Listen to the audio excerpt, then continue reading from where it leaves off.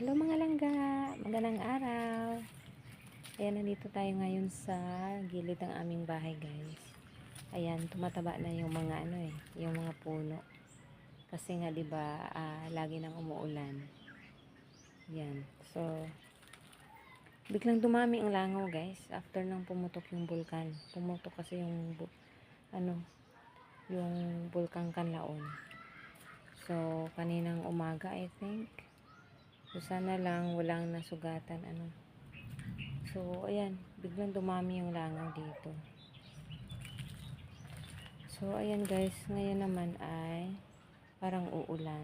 So, hindi mo na ako mag-garden. Ayan. Maya't maya mag-ano lang ako, maglalaba lang ako ng mga decolor na damit.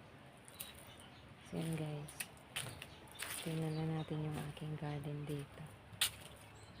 So, ayan guys, tumutubo na yung aking mga pananim. Ayan. Ayan na, tumutubo na sila guys. Yung tanglad ko, ang dami niya, no? Tsaka yung papaya. Sana lang siya. Sana lang mamunga siya. And yung saging saba, tingnan nyo guys. Kung gaano kataba. Ayan. Grabe. Iba talaga yung no? Yung pagdilig ng ulan, tubig ulan. Ayan. Ang bilis lumambo ng mga tanim.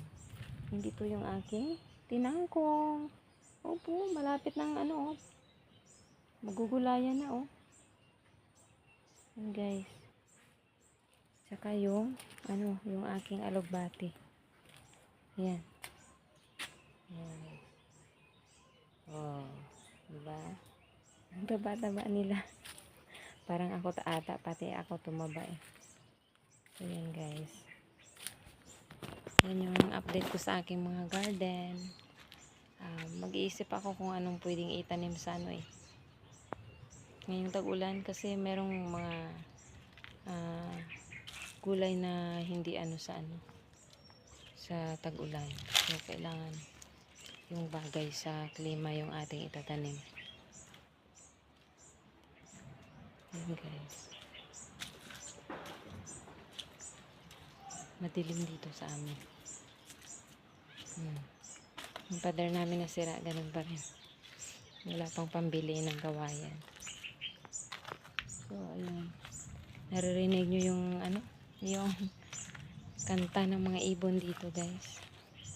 Grabe, ang ganda. Ang sarap pakinggan ng mga ibon.